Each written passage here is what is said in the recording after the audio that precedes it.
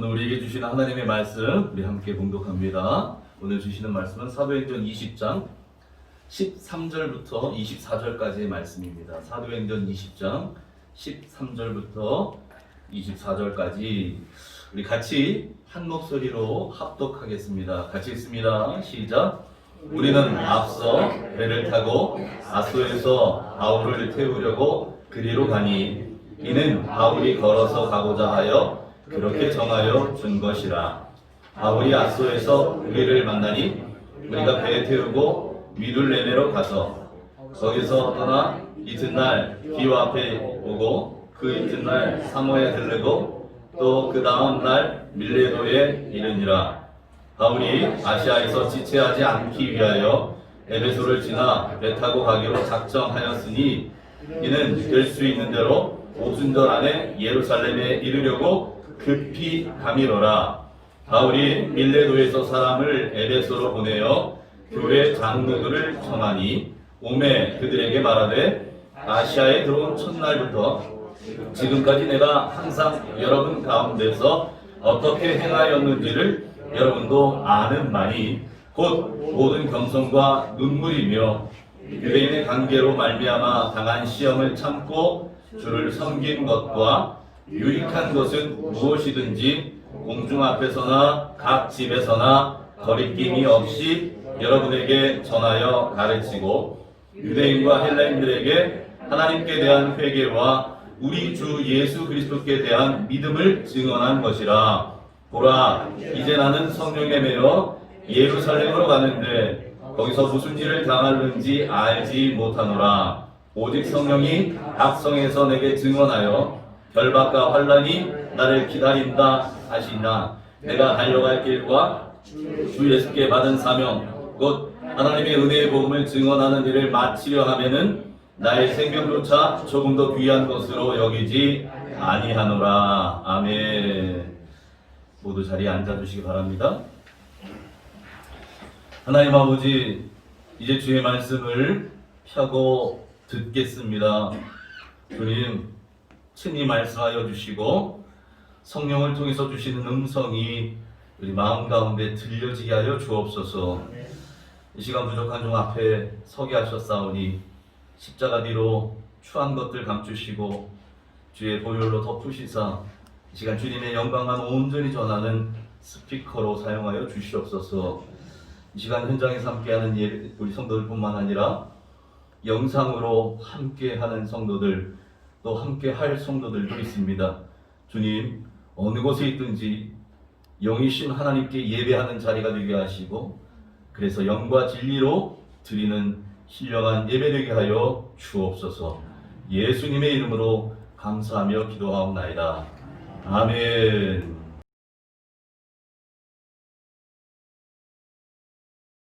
자, 오늘은 우리가 같이 읽었던 사도행전 20장 13절부터 24절까지를 본문으로 해서 우리가 사는 이유, 우리가 살아가는 이유에 대해서 같이 함께 생각해보는 시간을 갖도록 하겠습니다.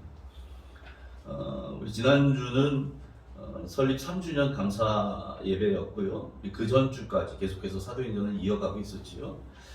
그 전주에 여러분 기억하실지 모르겠지만 그 전주에 우리가 다뤘던 본문이 어느 본문이냐면 이 에베소 지역에서 떠나기 전에, 드로아에서 떠나기 전에 거기에서 유두고라고 하는 청년이 떨어져 죽는, 그랬는데 살아나는 그런 사건에 대해서 우리가 한번 살펴보았죠. 그 이어서 오늘 본문이 이어지는 것이에요. 여러분, 사도 바울은 예수님을 만난 이후에 그의 인생이 어떻게 바뀌느냐면 이 사람은 그 전까지는 지식에 붙잡혀 살고 명예에 붙잡혀 살고 세상에 붙잡혀 살고 있었던 사람이었어요. 그러니까 그걸 위해서 정말 열심히, 누구보다 열심히 공부하고 또 출세했던 그 가도를, 승승가도를 달리던 그런 사람이었는데 예수님을 만난 이후에 그의 인생이 바뀌죠. 어떻게 바뀌느냐? 이제는 세상에 묶이는 게 아니고 성령님께 묶이는, 성령님께 메인 인생이 돼요. 그리고 그는 사명에 붙잡힌 인생이 됩니다. 오늘 성경에서도 본문에서 우리가 봤지만 사도 바울이 뭐라고 그랬냐면 내가 성령께 매여서 이제 예루살렘으로 가노라. 성령님께 붙잡힌 바 된 인생, 메인 인생이 된다라는 거죠. 그러니까 여러분 사도 바울의 인생은 누가 주도하는 겁니까? 성령님이 주도하시는 거예요. 성령님이 이끄시는 거죠. 예, 이끌어 가셔요. 사도 바울 입장에는 어떻게 해요? 이끄시는 성령님에게 순종하며 따라가는 거예요. 여러분 이렇게 사는 사람을 사명자라고 부릅니다. 예. 사명에 붙들려서 성령에 의해서 인도함 받는 삶을 사는 사람. 그러니까 그 사명을 위해서 사는 거죠. 그런데 여러분 그렇다면 이 사명이라고 하는 것은 특별한 사람, 예. 그런 사람들에게 주어지는 것일까요? 정말 한 세계에 날까 말까한 그런 인물에게만 주어지는 게 사명일까요? 그렇지 않습니다. 답을 말씀드리면 그렇지 않다는 거죠. 예수님을 구주로 영접한 사람이라면, 다시 말해서 저나 여러분이나 우리 모두는 예수님을 우리 안에 모시고 사는 순간부터 우리에게는 사명이 주어지기 시작한다는 것입니다. 여러분 그래서 우리 모두는 어떤 사명이 있느냐? 구원받은 자로서의 사명을 가지고 있어요. 내가 구원을 받았잖아요.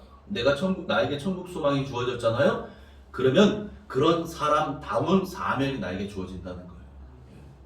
뿐만 아니라 우리를 그리스도의 몸된 이 믿음의 공동체를 함께 세우는 지체로 부르셨어요. 너희는 그 몸을 이루는 지체이니라. 그렇죠? 그래서 우리는 지체로서의 사명도 있는 거예요. 나 혼자 신앙하면 안 되나요? 뭐 안 될 건 없겠지요. 그런데 그게 온전해질 수 없는 이유가 바로 이런 거죠. 온전한 신앙이 형성되기 위해서는 이 코이노니아라고 하는 것이 빠져서는 안 돼요. 이 말씀이라고 하는 것이 절대 빠져도 안 돼요. 그 온전한 신앙을 이루기 위해서는 그 캐리그마, 말씀이 반드시 있어야 되는 거고요. 거기에 또 뭐가 있어야 되냐면 봉사와 헌신이라고, 디아코니아라고 하는 것이 반드시 있어야 됩니다. 이 두 가지만 있어도 안 되고요. 세 번째. 여러분 그래서 카메라도 삼각대잖아요. 세 개가 있어야 균형을 잡는 거예요. 말씀과 봉사와 헌신, 섬김이 있어야 되고요. 그 다음 뭐가 있어야 되냐면 성도 간의 교제가 있어야 되는 거죠. 교제. 이게 빠지면 안 돼요. 이 코이노니아. 그러니까 누구 보기 싫어서 거기 가면 뭐 안 되고. 그러면 그렇게 생각하면 이 공동체에 우리가 함께 할 수 없어요. 그런데도 불구하고 하나님은 우리를 공동체로 부르시잖아요. 너희는 지체다. 왼손 싫다고 오른손이 난 뒷짐만 지고 다닐래? 이러면 안 되는 거예요. 그죠? 두 손이 같이 함께 이뤄가는 거죠. 그래서 우리에게는 어떤 사명이 있느냐? 구원받은 자로서의 사명, 또 하나는 지체로서의 사명이 있다라는 거죠. 그래서 성경은 우리에게 뭐라고 말씀하십니까? 너희는 말씀을 전하라는 거죠. 때를 어떤지 못 얻든지 항상 힘쓰라고. 아멘. 항상 힘쓰래요. 시간이 있든지 없든지 시간 있을 때만 전하는 게 아니고 없는 때라도 너희 삶이 복음이 되거라, 이런 얘기예요. 또 그리스도의 몸을 세우기 위해서 받은 바 은사와 달란트를 가지고 공동체를 세우는 일에 우리가 함께 헌신해야 된다라고 성경은 말합니다. 여러분 분명한 한 가지 사실은요, 언젠가 우리는 반드시 틀림없어요, 주님 앞에 다 서게 될 것이라는 거예요. 반드시. 서는 날이 같을 수도 있고 다를 수도 있겠지요. 그런데 언젠가는 반드시 주님 앞에 서는 날이 올 것입니다. 그때 우리에게 주님께서 이것을 물어보실 거라는 거죠. 너는 날 위해서 뭐 하다 왔니? 너는 나 위해서 뭐 하다 왔니? 우리가 부르는 잘하는 찬양 중에 찬송가에도 그런 찬양이 있지요. 내 너를 위하여 몸 주고 피 흘려 내 너를 위하여. 주님 나에게 다 주셨는데 그런데 넌 날 위해 무엇을 주느냐? 난 너에게 피 흘려 내 생명까지 다 쏟아 주었는데 넌 날 위해서 무엇하고 있느냐? 그게 그 찬양, 그 찬송가의 가사잖아요. 그게 우리 주님을 이게 물으시는 질문이라는 거죠.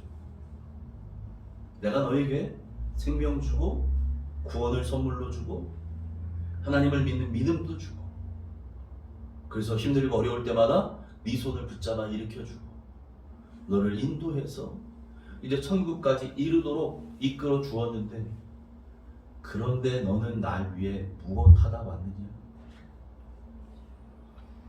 여러분, 그렇게 나에게 물으실 주님께 대답할 것들을 준비하면서 사시기 바랍니다. 아멘. 그때 가서 유구무원, 입이 있어도 할 말이 없는 거, 죄송해요 주님, 여러분 이러면 안 되잖아요. 먹고 사는 게 바빠서요, 애 키우는 게 바빠서요. 아니 왜 이렇게 모임이 많은지, 모임마다 제가 회장이거든요. 그거 바빠서 제가 다른 거 못했어요. 여러분 이러면 안 되잖아요. 주님 우리에게 시간도 주셨고 건강도 주셨고 생명도 주셨고 재물도 주셨고 재물 얻을 만한 능력도 주셨고 우리에게 은사와 달란트도 주셨습니다. 여러분, 그러니까요, 나에게 있는 모든 것은 다 누구로부터 온 거예요? 주님께로부터 온 거죠. 하나님께로 받은 선물인 거죠. 여러분, 오늘 내가 살아있는 이 생명도 하나님께 받은 선물인 줄 믿습니다. 네. 그러니까 이것을 하나님께서 나에게 주신 이유는 뭘까요? 나만 잘 어떻게 열심히 살아서 잘 먹고 잘 살다가 하나님 앞에 오라고 하나님께서 우리를 오늘도 살게 하시는 걸까요? 주님을 위해 잘 사용한 여러분 되시기 바랍니다. 아멘. 그래서 여러분, 그 삶이 주님을 위한 삶으로 바뀌어져야 돼요. 나만을 위한 삶. 사울일 때에, 바울이 사울이었을 때는 나만을 위한 삶을 살았어요. 나의 명예를 드높이고 권력을 잡고 세상의 성공을 추구하던 그런 인생이었다고요. 그런 인생이 바뀌어버리잖아요. 이제는 나를 위해 사는 인생이 아니에요. 예수를 위해 사는 인생으로 완전히 바뀐 사람이잖아요. 자, 그래서 오늘 본문에도 사도 바울이 자신이 그렇게 살아왔던 삶의 고백을 하고 있습니다. 오늘 그 얘기들을 좀 우리 함께 살펴볼 텐데, 모두에서 말씀드린 것처럼, 자, 이제 사도 바울은 드로아, 우리 지지난 시간에 본 것처럼 유두고가 떨어졌다가 살아났던 그 마을, 이 드로아에서 이제 떠납니다. 드로아를 떠났는데, 사도 바울의 계획은, 생각은 어땠냐? 이제 걸어서 육로로 예루살렘까지 가겠다. 이게 사도 바울의 계획이었어요. 그런데 아소에서 사도 바울과 함께 아시아까지 동행하기로 이 작정이 있었던 그 일행들, 그들을 만나게 되죠. 그들을 만나서 이제 그들이 준비했던, 타고 왔던 배를 타고 함께 이동하게 되는데, 그 사도 바울이 그래서 이제 이동했던 그 경로에 대한 것들이 이제 14절과 15절에 설명이 되어 있거든요. 그 말씀을 지도를 보면서 한번 설명을 드리죠. 그냥 이건 뭐 어디에서 어디로 갔더라 이거 뭐 들어봐야, 여러분 내가 그 동네 가본 적도 없는데 어떻게 알겠어요? 지도를 보셔야 알죠. 지도. 그럼 대충 어디가 어딘지 몰라도 어떤 루트로 갔구나 라는 정도도 알 수 있는 거죠. 여기 보시면 저 위에 빌립보가 그 밑에 건너가서 드로아가 있지요, 그죠? 드로아. 지난 시간에 봤던 유두고가 떨어져 죽었던 그 동네 드로아. 예. 드로아 바로 밑에 아소 보이시나요? 아소. 예. 오늘 본문이 이제 아소에서부터 출발한 이야기를 나오는데, 저 아소에서 일행들과 다시 만나서 그 바로 밑에 미들레네로 내려갑니다. 배를 타고. 그리고 그 다음날 기호에 들려서 이튿날 또 사모에 도착하고, 그 다음날 밀레도라고 하는 데까지 보이시죠? 순서대로 있죠, 왼쪽에. 예. 밀레도까지 도착했던 이야기가 오늘 본문의 배경이에요. 예. 저기까지 내려왔어요. 아소, 미둘레네, 기호, 사모, 밀레도. 예. 그렇게 해서 결국 이제 앞으로 계속 보겠지만 점점 지금 점선으로 이어져서 어디까지 가요? 나중에 예루살렘까지 내려가게 되는 거죠. 예. 예루살렘까지 내려가는 겁니다. 자, 그런데 여러분, 지금 저기 어딥니까? 이 밀레도라고 하는데 하고 그 바로 위에 보세요. 바로 위에 에베소라고 빨간색 이 표시돼 있죠. 에베소 바로 위에. 예. 에베소하고 밀레도하고 거리는 약 40에서 45km 정도밖에 떨어지지 않은 곳이래요. 예. 육로로. 예. 그렇게 그러니까 아주 먼 곳은 아닌 거죠. 그 정도 떨어져 있는 곳인데 에베소는 여러분 어떤 곳입니까? 우리는 알고 있지만 사도 바울이 선교 여행을 다니는 중에서 가장 오랜 시간을 보낸 지역이에요. 무려 3년을 저기 있었어. 3년을 거기 있으면서 우리가 잘 아는 것처럼 두란노에서 말씀을 가리키기도 하고 그런 일들이 저기에 있었죠. 누굽니까? 그 은장세 데메드리오 사건이 있었던 곳이 바로 저기고요. 네. 아데미 여신을 섬기던 지역이 바로 저기 에베소. 저 에베소입니다. 그 에베소에서 여러분 3년을 머물면서 말씀을 가르쳤다.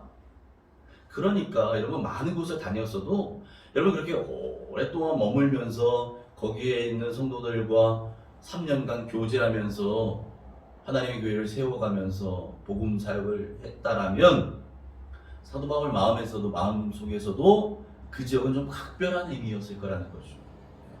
그런데도 불구하고 오늘 성경에 보니까 사도 바울이 저 에베소에 들르지 않습니다. 그리고 곧장 예루살렘으로 가겠다라고 그렇게 언급하고 있어요. 왜요? 사도 바울은 오늘 본문 보니까 오순절 전까지 예루살렘에 도착하는 게 그의 목표였어요. 빨리 가야 됐어요. 그러다 보니까 아시아에서 더 이상 지체할 수가 없는 거죠. 여기 들렸다 저기 들렸다 하다 보면 시간 나가는 거잖아요. 그냥 곧장 가겠다. 그런데도 불구하고 바울의 마음속에는 어떤 마음이 있었냐면 이제 내가 이 아시아에 떠나면 이곳을 떠나면 두 번 다시 에베소에는 돌아오지 못할 거야. 이걸 알았던 거죠. 그래서 마지막으로 그 에베소 지역에서 함께 믿음을 지켜갔었던 신앙생활을 했었던 에베소 교회 장로들을 오도록 청합니다. 사람을 보내서. 그래서 이 지역의 장로들이 오는 거죠. 자, 그들을 향해서 말합니다. 우리 같이 여기 나오네요. 제가 말씀드린 것처럼 오순절 안에 예루살렘에 가려고 서둘렀던 거죠. 그래서 더 이상 지체하지 않습니다.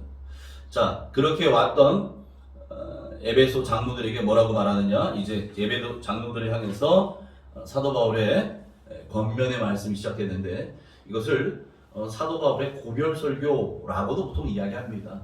마지막 설교와 같이 그렇게 귀한 말씀이 권면의 말씀으로 전해졌기 때문이죠. 자, 그 이야기의 시작이 이제 18절부터입니다. 같이 한번 읽습니다. 시작.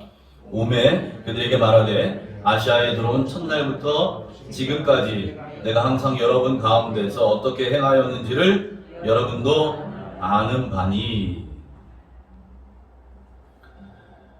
이 에베소 교회 장로들은 사도 바울이 에베소 지역에 처음 발 들여놓은 날부터 시작해서 지금까지 그가 어떻게 사역을 했었는지, 어떤 마음으로 사역을 했었는지, 어떻게 복음을 전하고 가르치고 또 성도들을 훈련하고 교육했는지 이걸 잘 아는 사람들이었다는 거죠.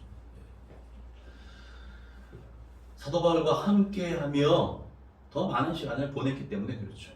여러분 그래서 교회 내도 그렇잖아요. 흔히 얘기하는 중직이라고 하시는 분들, 또 우리는 구성되어 있지 않지만 이제 당회를 구성하는 장로님이라든지 이런 분들, 또 중직인 분들이 사실은 교회에 더 많은 시간을 교회에서 시간들을 보내게 되어져 있죠. 또 우리 그렇게 하도록 되어져 있고 그렇게 하시는 분들이 중직이 되는 거죠. 더 많은 시간을 교회에서 기도하고 교회를 위해서 또 성도들을 위해서 함께 눈물 흘리고 또 함께 뭔가를 지혜를 모으고 협력하고 그러다 보면 그 교회가 우리 교회가 처해진 어려움 또 형편 또 목회자의 의중 이런 것들을 누구보다 잘 알지 않겠습니까? 중직자들이. 그러니까 마음이 하나가 돼서 교회를 세우는 일에 더 헌신하게 되는 거죠. 그런 사람들이 리더입니다. 그러니까 이들은 누구보다도 사도 바울의 사역에 관해서 잘 알고 있었던 거죠. 그러니까 얘기하잖아요. 여러분도 아는 바입니다. 이미 여러분 다 보셨잖아요. 제가 어떻게 섬겼는지 지금 이런 얘기를 하는 거죠. 그래서 그들에게 사도 바울이 자신이 사역했던 것들을 내용들을 이제 회상하면서 설명하는데 19절부터 21절 같이 읽습니다. 시작. 곧 모든 겸손과 눈물이며 당한 시험을 참고 주를 섬긴 것과 유익한 것은 무엇이든지 공중 앞에서나 각 집에서나 거리낌이 없이 여러분에게 전하여 가르치고 유대인과 헬라인에게 하나님께 대한 회개와 우리 주 예수 그리스도께 대한 믿음을 증언한 것이라. 아멘. 여러분, 사도 바울은 자신의 에베소 사역을 한마디로 정의하는데 19절에 뭐라고 얘기해요? 모든 겸손과 눈물이다 이렇게 얘기합니다. 겸손과 눈물의 사역이었다라고 말한다는 거죠. 이게 어떤 의미입니까? 사도 바울은 그만큼 주님의 마음으로 사역했다는 거예요. 겸손이 저게 주님의 마음이잖아요. 주님의 성품입니다. 그 마음으로 에베소 성도들을 돌아보고 사역을 감당했다는 거죠. 뿐만 아니라 눈물로 섬겼다는 거예요. 눈물로. 바울이 흘렸던 저 눈물은 바울 자신을 위해 흘린 게 아닙니다. 내 신세 처량에서 눈물을 흘린 게 아니에요. 저 눈물은 어떤 눈물이냐? 아무리 복음을 전해도 마음의 문을 열지 않았던, 복음을 거부했던 자들을 위한 안타까운 눈물이었고요. 또 그렇게 해서 복음을 전하고 말씀을 가르치고 그 말씀을 듣고 하는데도 불구하고 성장하지 못하는 믿음을 가지고 있는 성도들, 그들을 향한 이 부모의 마음과 같은 안타까움에서 흘리는 눈물이었다는 거죠. 부모가 정말 자식을 위해 무엇인가 좋은 것들을 주고 이야기하고 가르치고 권면하잖아요. 그런데도 자식이 변하지 않는 거예요. 부모 마음 몰라주죠. 그럴 때 어떤 것들이 나와요? 눈물이 나오잖아요. 여러분, 그런 마음이죠. 그런 마음. 지금 그런 마음으로 흘렸던 눈물에 대해서 이야기합니다. 바라기는 우리 옥정 가족들, 여러분들의 눈에도 눈물이 마르지 않기를 소망합니다. 이게 뭔 소리요? 맨날 울 일만 있으라는 거요? 그게 아니고요. 여러분, 주님은 우리의 눈물을 주님의 병에 담으십니다. 시편 기자의 말씀처럼 우리의 눈물을 주님의 병에 담으셔요. 무슨 얘기입니까? 우리의 눈물을 주님이 기억하신다는 거죠. 한나의 눈물을 기억하셨던 주님이 여러분의 눈물을 기억하신다는 거예요. 그래서 눈물의 기도는 여러분의 가정을 일으키고 교회를 회복시키는 줄 믿습니다. 아멘. 자, 그렇게 해서 바울이 가는 곳마다 또 어떤 일이 있었느냐? 유대인들의 방해가 있었지요. 유대인들. 에베소 지역에서도 역시 그랬습니다.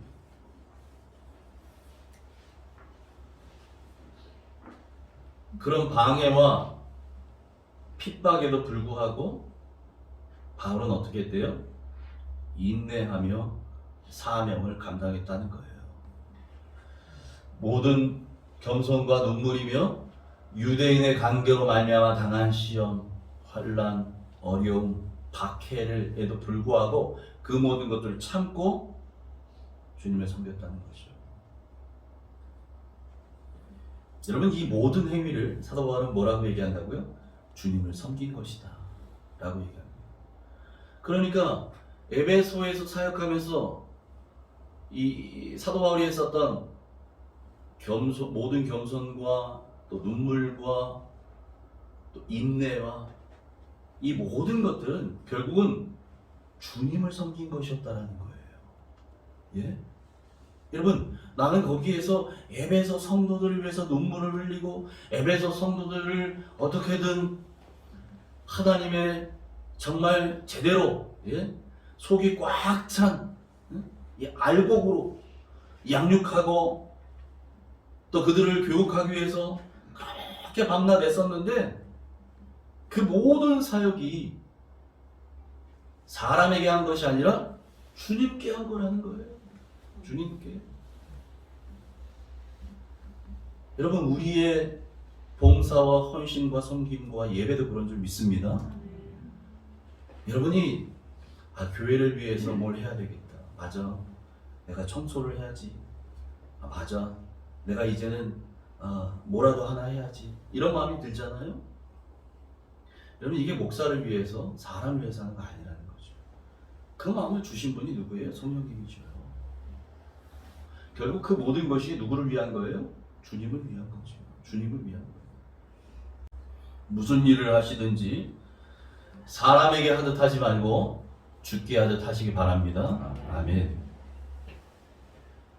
그래야 온전한 섬김과 헌신이 되는 거죠. 사람에게 하듯 하게 되면 어떻게 됩니까? 사람 눈치 보게 돼요. 보면 하고 안 보면 안 하는 거죠. 사람 눈치 보거든요. 알아주면 기분 좋고 안 알아주면 기분 나빠요. 흔히 얘기해서 시험 들었다고 하죠. 섭섭이가 들어왔다고 하죠. 내가 이렇게 했는데도 안 알아주네, 섭섭하네. 여러분, 주님께 하면 사람이 알아주지 않아도 괜찮아요. 주님이 알아주시면 되잖아요. 주님께 하는 건데. 그런 마음으로 섬기시길 바랍니다. 아멘. 그러니까 이런 마음으로 사도 바울이 섬기다 보니까 그가 20절에 뭐라고 고백해요? 내가 여러분에게, 우리 에베소 성도들에게 유익한 것이라면 그것이 무엇일지라도 거리낌 없이 공중 앞에서나 각 집에서나, 이게 무슨 얘기입니까? 오늘 여러분 공적인 예배의 자리에서 뿐만 아니라 제가 여러분에게 찾아가서 개인 신방을 하거나 상담을 하거나 권면을 하거나 하는 그런 자리에서도, 어떤 자리건 관계없이 정말 성도들의 신앙의 유익을 위한 것이라면 그 모든 것을 거리낌 없이 전하고 가르쳤다라는 거예요. 이렇게 가르칠 수 있었던 이유가 그의 마음 가운데 사도 바울은 그의 모든 사역이 사람에게 하는 게 아니라는 걸 알았기 때문에 그랬다는 거죠. 주님께 하는 마음, 주님을 섬기듯이 했기 때문에 이렇게 할 수 있었다는 거죠. 뿐만 아니라 누구에게든지, 그게 유대인이든 헬라인에게든 그들에게 무엇을 전했다고요? 하나님께 대한 회개를 선포한 겁니다. 회개하셔야 한다는 거예요. 여러분, 이것을 강하게 가르친 거죠. 여러분, 회개하지 않으면 여러분 마음 가운데 하나님께서 예정한 복 내 것이 될 수 없어요. 지난 시간에도 말씀드렸지만 받을 만한 그릇에 부어주십니다. 하나님. 반드시 우리는 늘 하나님 앞에 정결해야 될 이유가 그런 것이죠. 그 회개에 대해서 사도 바울이 당당하게 증언한 것이고요. 예수 그리스도에 대한 그 믿음에 관해서 증언하고 가르쳤다라고 설명한 겁니다. 여러분, 사람 눈치 보면 이런 얘기 할 수 있겠어요? 회개하십시오, 이런 얘기 할 수 있겠냐고. 사람 눈치 보면. 내가 이 말하면 야, 저분 시험 들어서 또 우리 에베소 교회에서 갈라디아 교회 가는 거 아니에요? 이런 얘기 못 하잖아요. 그런데 여러분, 사람에게 하듯 하지 않고 주님께 하듯 하고 주님 앞에 떳떳하고 당당하니까 회개를 선포하고 믿음을 선포하고 가르쳤다는 거예요. 주님께서 인도하시는 대로. 여러분, 그러면서 사도 바울이 무슨 얘기를 합니까? 사도 바울은 이제 자신이 예루살렘을 향해서 가고 있잖아요. 여러분, 그것도 보세요. 아시아에서 시간 지체하지 않고 급히 가려고 해요. 오순절절에 도착하려고 최대한 빨리 나는 예루살렘으로 가려고 합니다. 그런데 왜 가려고 하느냐? 여러분, 사도 바울이 이 얘기를 해요. 나는 알고 있습니다. 내가 지금 예루살렘 가는데 이 예루살렘에 가면 나를 기다리는 것이 사도들의 환영과 파티, 수고함. 이제 3차 선교여행 끝났으니까 다 같이 근사하게 파티하고 무슨 뭐 애썼다고 뭔가 선물을 주고. 여러분, 이게 아니고요.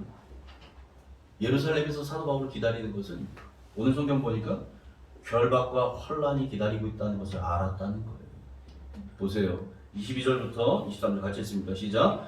보라, 이제 나는 성령에 매여 예루살렘으로 가는데 거기서 무슨 일을 당하는지 알지 못하노라. 오직 성령이 각성에서 내게 증언하여 결박과 환란이 나를 기다린다 하시나. 예.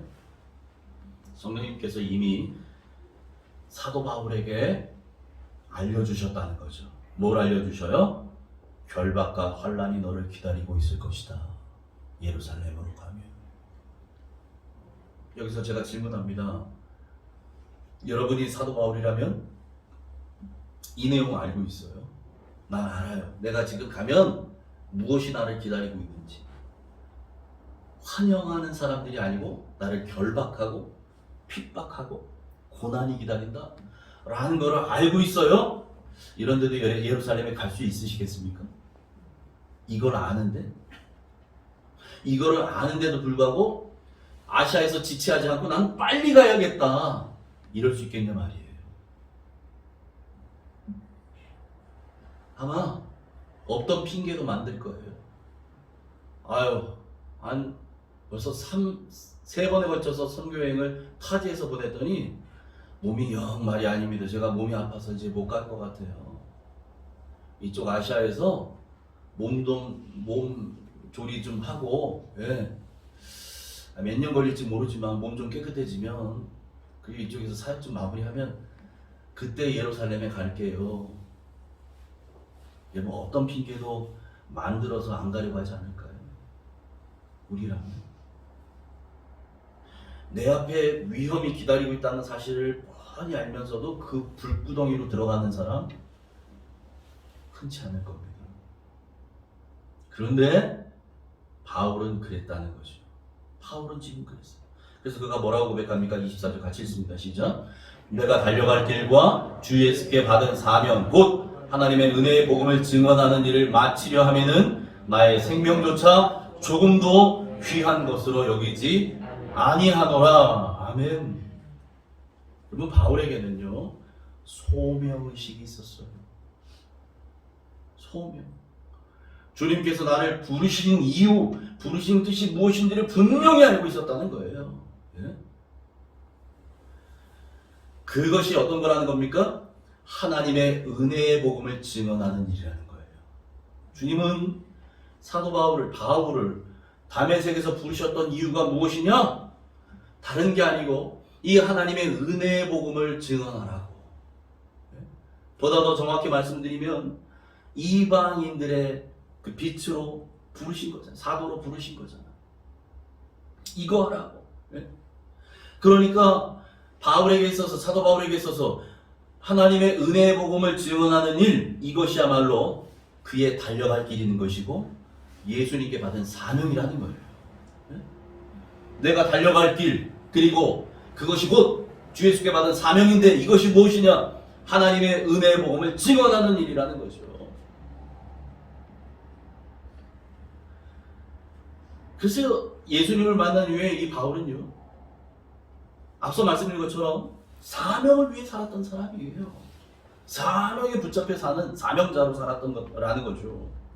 그는 주님이 자기를 왜 부르신지를 잘 알고 있었어요. 자기가 왜 오늘도 살아있는지를 잘 알고 있었어요. 뭐 때문에요? 이 사명을 이루기 위해서다라는 사실을 그는 분명히 알았던 거죠. 그러니까 그가 뭐라고 고백해요? 그러므로 이 사명을 마치려 하면은 나의 생명조차 조금도 귀한 것으로 나는 여기지 않는다라는 거죠. 바울에게 있어서 이 사명이라고 하는 것은 하나밖에 없는 이 목숨보다도 귀한 것이었어요. 바울에게. 그러니까 저렇게 고백하잖아요.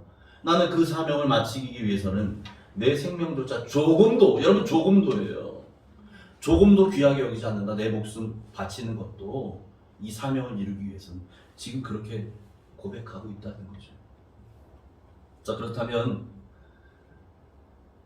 여러분에게 다시 묻습니다. 우리에게 사명이란 어떤 의미입니까? 여러분에게는 사명이란 도대체 어떤 의미이십니까? 앞서 말씀드렸잖아요. 사명은 한 세기에 날까 말까한 어떤 특별한 사람, 예? 야 그래도 적어도 야 성경의 사도 바울 같은 사람 정도 돼야지 사명이 받는 거 아니야? 아니라는 거죠. 야 목사는 사명 받았으니까 목사하지 나는 목사도 할 때 무슨 사명이 있어? 아니라니까요. 사명은 목사나 선교사에게만 주는 것이 임하는 것이 아니라는 거죠. 우리 모두에게 사명이 있습니다. 볼까요?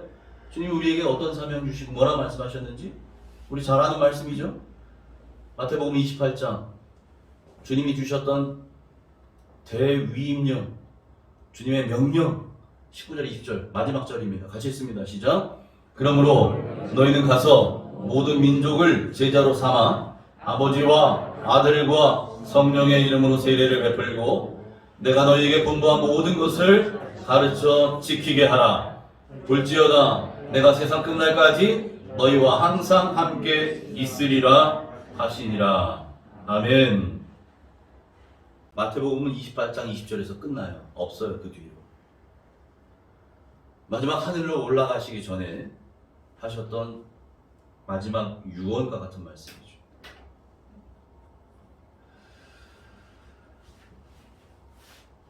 이 말씀을 하시면서 당부하시는데 너희는 모든 민족으로 제자를 삼아 아버지 아들과 성령의 이름으로 세례를 베풀고 내가 너에게 분부한 모든 것을 가르쳐 지키게 하라. 이게 명령이지요. 이게 명령입니다. 이 명령을 이루기 위해서 하나 약속해 주신 게 뭡니까? 볼지어다 내가 세상 끝날까지 너희와 항상 함께 있어요. 나는 임마누엘의 하나님이란다. 너희와 함께 한다. 그렇죠. 항상이. 너희들이 예배 잘 드릴 때만 함께하고 예배 빠질 때는 함께하지 않을 거야? 이게 아니고 항상이. 항상 함께하는 주님께서 말씀하신 이 명령 중에 가장 중요한 부분은 아마도 이 부분일 겁니다. 내가 너에게 분부한 모든 것을 가르쳐 지키게 하라는 거죠. 지키게. 여러분 성부와 성자와 성령의 이름을 세례를 주면 끝인가요? 여러분 다 세례 받으셨잖아요. 세례 받았어요? 네. 세례 받으면 그 다음부터 나의 삶이 완전히 바뀌는가요? 아니요. 세례 받고도 도루묵되는 사람들이 얼마나 많아요? 다시 세상을 버타에 나간 사람들이 얼마나 많아요? 그래서 중요한 게 뭡니까? 우리 주님께서 분부하신 그 모든 것을 가르쳐 지키게 하는 것이 중요하다는 거예요. 가르쳐 지키게 하는. 이게 삶의 변화가 일어나는 거죠. 네? 여러분 이게 바로 사도 바울이 했던 사역입니다. 예수 믿으세요 땡 하고 뭐 영접기도하고 헤어지는 게 아니었단 말이에요. 예? 그렇게 해서 교회 한 발짝 들여놓은 사람으로 하여금 그의 삶이 바뀌어지도록 이제는 예수님께서 분부하셨던 그 모든 말씀을 그대로 행하며 살 수 있도록 그렇게 했던 것이 사도 바울의 사역이고 여러분 이것이 바로 우리에게도 부탁하신 사명인 줄 믿습니다. 아멘. 이게 바로 우리의 사명이에요. 우리에게도 이와 같은 사명을 주님이 말씀하셨다는 거죠. 여러분이 목사든 뭐 집사든 권사든 뭐 평신도든 예? 직분이 없는 성도든 관계없어요. 언제 주님이 이 말씀하시면서 목사들은 들어라 이러고 말씀하셨어요? 예수 믿은 지 10년 이상 되는 사람들은 이렇게 해야 된다 이런 얘기했어요? 아니에요. 내가 오늘 예수 믿고도 이 말씀대로 살아야 된다는 거죠. 그러니까 여러분 수가성에서 예수님을 만났던 여인이 어떻게 합니까? 예수님이 메시아라는 사실을 알고 자기가 이고 왔던 물동이를 버려두고 그 길로 바로 예수를 전하러 들어가요. 그 길로 바로. 신앙의 연륜과 상관없이 우리에게 주어진 사명인 줄 믿습니다. 자 그렇다면 여러분 사도 바울은 도대체 어떻게 그건 알겠는데 이 사명을 위해서 자기의 생명조차 조금도 귀하지 않게 여길 수 있겠냐 말이에요. 우리는 생각만 해도 야 도대체 어떻게 그럴 수가 있나? 사도 바울은요 자기가 오늘도 살아가는 이유를 분명히 알고 있었기 때문에 그렇습니다. 내가 오늘도 살아가는 이유. 다메섹 도상에서 예수님을 만났을 때 사도 바울은 이미 죽음을 경험했던 사람이기 때문에 그래요. 그는 자신의 진짜 모습을 보게 된 거죠. 죽어있던 자, 그리고 실제로 죽음으로 달려가던 자였어요. 그가 그래서 뭐라고 고백해요? 내가 그리스도와 함께 십자가에 못 박혔다. 갈라디아 2장 20절. 그런즉 이제는 내가 사는 건 아니라는 거예요. 과거에 나는 죽었습니다. 십자가에 나도 이미 죽었습니다. 그래서 이제는 내 안에 주님이 사시는 겁니다. 여러분 이것을 깨달았어요. 살아오시면서 대부분이 저보다 다 오랜 세월들을 사신 인생의 선배님들이시지만 여러분 누구나 사람은 한 번쯤 죽을 고비를 넘기잖아요. 여러분 여기서 말하는 죽을 고비는요, 야 정말 내가 죽을 것처럼 힘들었어 이런 죽을 고비가 아니고요, 진짜 죽을 뻔한 고비들 여러분 넘기지 않으셨나요? 어떤 사람은 물에 빠져 죽을 뻔하기도 하고요, 어떤 사람은 교통사고로 죽을 뻔하기도 하고요, 어떤 사람은 질병에 걸려 죽을 뻔하기도 하고요, 어떤 사람은 도둑 강도를 만나 죽을 뻔했던 위기도 있잖아요. 여러분 살아온 인생들을 생각해 보세요. 그런 일이 없는 사람이 누가 있겠어요? 세월을 오래 살아오신 분일수록 그 경험들은 더 분명하고 확실하고 더 많이 있었을 거예요. 부끄러운 제 고백을 오늘 좀 드리겠습니다. 여러분 저도 그랬어요. 저도 어제 말씀을 준비하면서 곰곰이 생각해 봤더니 한 16년 전이었던 것 같아요. 제가 계속된 술자리로 너무 몸이 피곤했어요. 그리고 운전했어요. 졸았어요. 아예 잠이 들었어요. 운전대를 붙잡고. 어떻게 됐느냐? 가로수 5개를 밀어버렸어요. 그리고 차는 곡선 도로였는데 차는 제가 잠이 들었으니까 직선으로 갔겠죠. 어디로 들어갔냐? 배밭으로 들어가 버렸어요. 철조망을 다 휘감았어요. 제 차가 못 들어오게 철망들 쳐놓잖아요. 눈을 떠보니까 에어백은 터진 뒤에 가라앉고 있고 연기가 나고 있어요. 본네트에서. 문이 안 열려요. 철조망이 불들 감겨가지고. 제가 나중에 안 사실이지만 그 사고 현장에서 났던 스키드 마크라고 하죠. 바퀴자국. 그날 비가 오고 있었거든요. 밭이니까 여러분 아스팔트도 아니잖아요. 콘크리트 도로도 아니잖아요. 흙밭이잖아요. 바퀴자국이 얼마나 선명해요? 차가 어떻게 지나가는지 그대로 다 보이죠. 나중에 얘기를 해주더라고요, 경찰이. 당신은 나하고 지금 같이 있어야 될 사람이 아니라는 거예요. 무슨 얘기냐? 바퀴자국 보니까 제가 지나갔던 자리가요, 옆에 전봇대가 있었어요. 이 간격이 딱 한 뼘 정도. 아니, 20cm도 아니고 10cm 정도밖에 안 됐어요. 저도 그걸 어떻게 알았느냐? 제 차의 왼쪽 사이드 밀러가 날아가 버렸거든요. 그 부딪혀가지고. 그게 조금만 옆으로 갔었어도 그대로 충돌하는 거잖아요. 저는 엑셀레이터에 바로 올리고 있었는데, 그리고 잠이 들었는데, 브레이크에 바로 올린 것도 아니었는데. 그때 제가 처음으로 이런 기도를 드렸습니다. 하나님, 왜 저를 살려주셨습니까? 차라리 그냥 데려가시죠.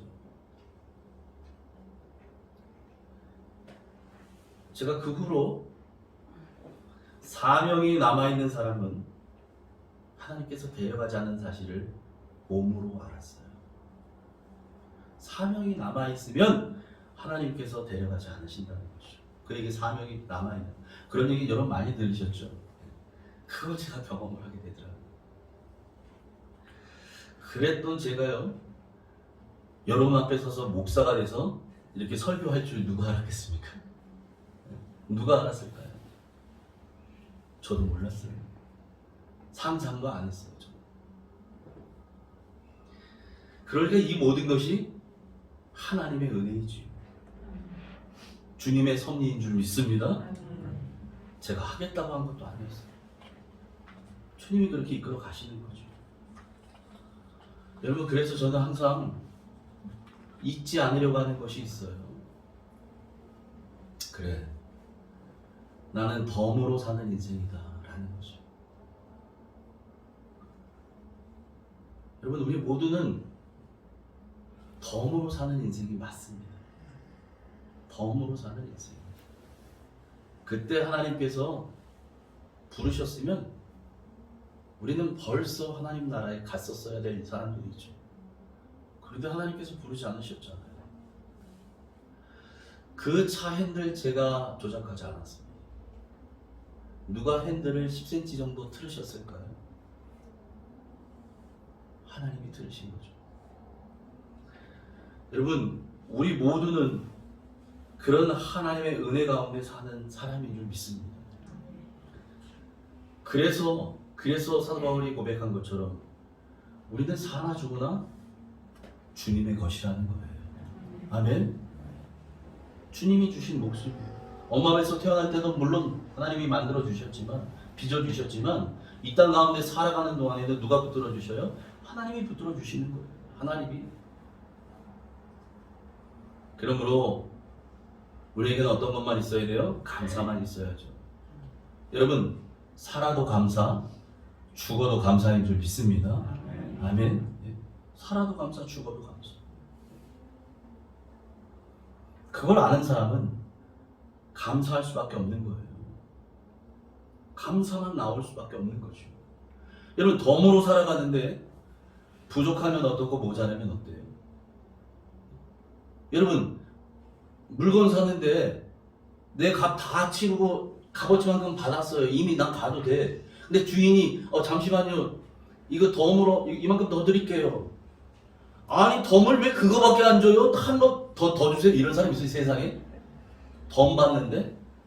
덤은 한 개 더 주셔도 감사한 거고, 2개 더 주셔도 감사한 거고, 10개를 보따리로 싸주셔도 감사한 거죠. 그건 누구 마음이에요? 주인 마음이죠. 덤은. 그러니 부족해도 감사, 모자라도 감사, 있어도 감사, 없어도 감사인 줄 믿습니다. 살아있다는 것만으로도, 살아있다는 것 자체만으로도 감사해야 될 주님의 은혜인 줄 믿습니다. 아멘. 주님은 사도 바울뿐만이 아니라 우리 모두, 저와 여러분 모두 우리를, 죽었던 우리를 살리신 분이세요. 영영 죽어서 지옥으로 가고 있던 우리를 딱 우리의 목덜미를 붙잡으신 거죠. 지옥으로 떨어지고 있는 우리를 그리고 건져주시고, 그리고 우리에게 사명을 맡겨주셨습니다. 그러므로 주님의 맡겨주신 이 사명 귀한 줄 알고 잘 감당하시길 바랍니다. 그것이 어떤 사명이든 간에, 여러분에게 맡겨주신 것이 어떤 모양이든 간에 그렇게 감당하신 여러분 되시길 축복합니다. 내일부터 사생결단 특별 새벽 기도회를 시작합니다. 예년과 달리 이번에는 새벽 기도를 하기로 했습니다. 이미 공지한 것처럼 새벽 기도회 기도합니다. 사생결단 기도회 3년 전에 처음 시작할 때 마음속에는 어떤 마음이었냐면 정말 그런 마음이었어요. 죽든지 살든지 정말 주님 앞에서 죽기 아니면 살기로 기도하겠습니다. 이런 마음으로 사생결단이라고 했는데요. 제가 하나님 앞에 작정 기도하면서 하는 중간에 하나님께서 제 생각을 바꿔버리셨어요. 어떻게 바꾸셨냐? 여러분, 하나님하고 싸움하자는 게 아니잖아요, 기도가. 근데 제 안에 어떤 마음을 바꿔주셨냐면, 살아도 주를 위해, 죽어도 주를 위해 기도하라는 거예요. 그게 사생결단이더라고요. 사나 죽으나 주의 것인 우리가 이제 살아도 주님을 위해, 죽어도 주님을 위해, 살아도 주님의 나라와 그 일을 위해, 죽어도 주님의 나라와 그 일을 위해 기도하는 거죠. 여러분, 우리의 기도가 그래야 할 줄 믿습니다. 주님이 이번에 약속하셨습니다. 제가 믿음으로 선포합니다. 이번 사생결단 특별 새벽기도의 시간을 통해서 주님께서 반드시 일하실 거예요. 어떻게 일하시느냐? 그 현장에서도 경험하시는 분이 계실 거고요. 그게 끝나고 나서도 경험하는 분이 있으실 겁니다. 그런데 누구에게 이것이 임하느냐? 사모하는 심령에게 임하신다 하셨어요. 사모하는 심령이, 기도를 사모하는 심령, 주님을 기대하는 심령에게 하나님께서 일하신다는 거였어요. 옥정교회 등록 성도만이 아니라 하셨어요. 누구라도, 누구든지 하나님을 사모하는 자, 하나님의 능력을 기대하는 자에게 하나님이 일하신다고 하셨어요. 여러분, 믿음으로 받고 순종하시기 바랍니다. 기도를 사모하시기 바랍니다. 주님께서 일하실 그 역사를 기대하시기 바랍니다. 기적은 반드시 일어납니다. 할렐루야. 아멘. 기도합니다. 하나님 아버지, 우리에게 오늘도 말씀하여 주시니 감사합니다. 주님 주신 은혜의 말씀을 통하여 우리가 살아가고 있는 지금 이 순간이 주님의 은혜인 것을 고백합니다. 이 땅에 태어난 것도, 지금까지 살고 있는 것도 주님의 은혜와 섭리가 아니면 우리가 어찌할 수 있겠습니까? 그러므로 이제껏 붙드셨던 주님께서 맡기신 그 사명 앞에 부끄럽지 아니한 우리가 될 수 있도록 도와주셔서 언젠가 주님 앞에 서는 날, 그래서 넌 날 위해 무엇하다 왔니? 물어보실 때 주님께 이런 열매 드릴 것이 있네요. 그 열매 돌려드리는 우리들 되게 하여 주옵소서. 하나님, 오늘도 주신 말씀 붙들고 우리가 함께 기도할 것입니다. 특별히 사생교회당 특별 새벽 기도일을 놓고도 기도하겠습니다. 우리 주님께서 주신 그 약속의 말씀처럼 사모하는 심령이 되게 하셔서 그 주님의 역사하심을 기대하며 경험하는 복된 인생들 되게 하여 주옵소서. 예수님의 이름으로 감사하며 기도하옵나이다. 아멘.